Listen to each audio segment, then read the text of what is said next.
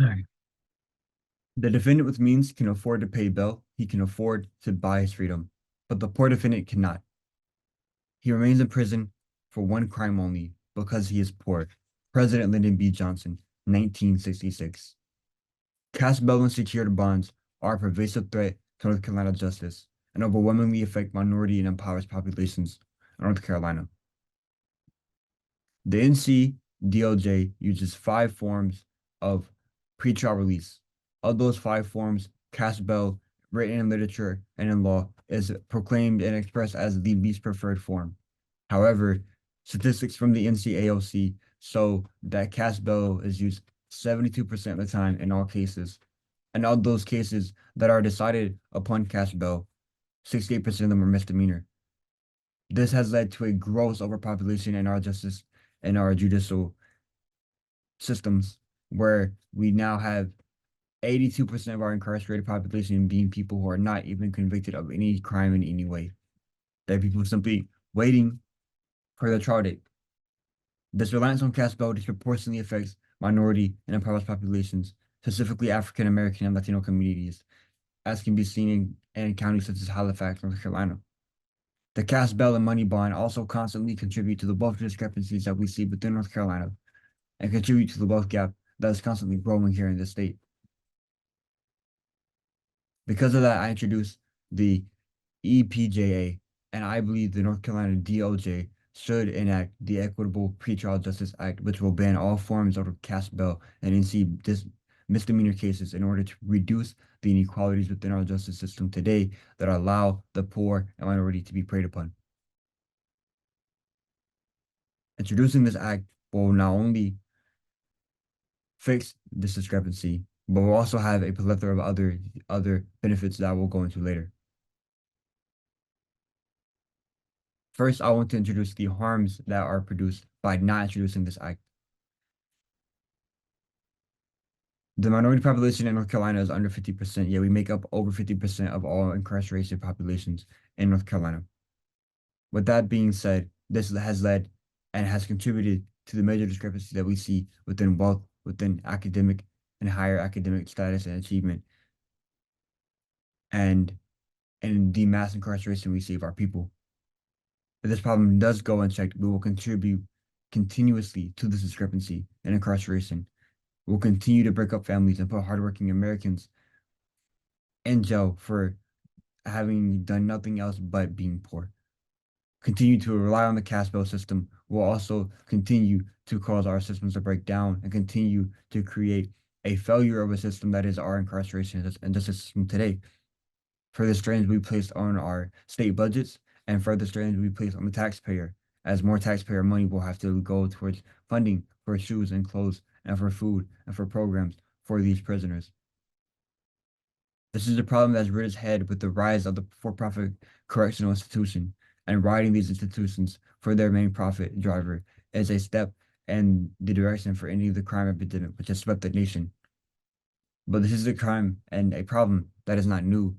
It is institutionalized and has been rooted in systemic racism, and is just now finally trickling past the color of one's skin and more to the content in one's pocket and wallet. The two main drivers behind the lack of resolution in this problem is one, the lobbying that the bail bond industry receives, as millions of dollars are pumped into this industry to keep it alive. And then second, the public concern of public safety, as there's fear that it will lead to unrest and unsafety amongst others. But that, as I will discuss later, is a simple misinterpretation and miscommunication as to what this is aiming to do. As we can see, as of today, there are already 3 states as of 2020 that have gotten rid of cash bails in some way, form, or fashion in their judiciary systems. California for misdemeanors, New York for nonviolent, and Illinois for all forms. Going more into the implementation of it, this is the best solution for the following reasons. One, it will produce a surge in the North Carolina economy via slicing unemployment and reintroducing a whopping 82% of North Carolina's jail population into the workforce, as 82% of them have not been convicted. And the second step is addressing the racial disparities that exist between minority and white populations, not only in incarceration, but also in higher education. Our youth and our children will no longer see prison as a norm for themselves and will be able to chase opportunities and have them so be it. As also a step in restructuring our justice system, abolishing the failure that has become and allowing for a more rehabilitation aspect. It will be implemented in the following three ways. One, finding a new way to determine flight risk, which has already been done in Virginia and California. We simply need to codify it to our state laws.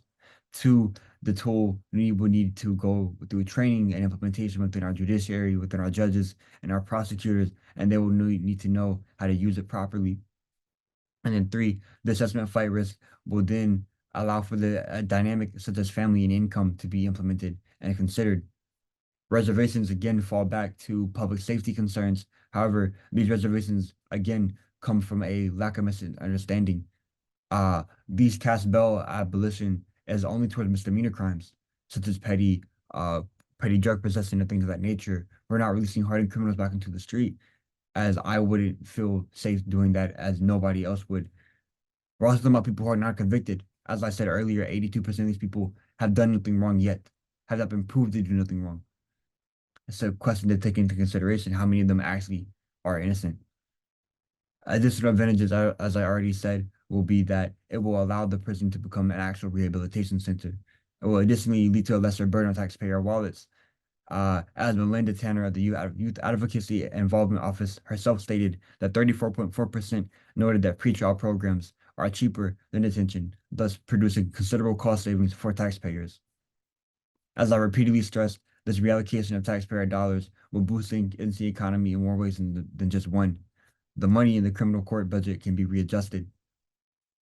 In conclusion, the disproportionate incarceration of minority men and women in America largely stems from the heavy reliance on the caste bail system, which disproportionately affects people in lower economic statuses, which are largely composed of minority peoples.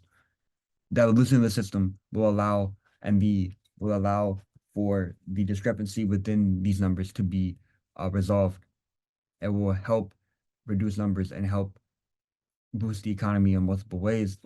I urge the department to heavily consider this proposal in a time of economic hardship where inflation is steadily rising and the earnings and life expectancy is decreasing in a state where nearly half of its African American population, is behind bars. I ask you to fix this gross misrepresentation of justice, to eradicate this parasite that preyed upon and distorted our constitutional view of a fair trial.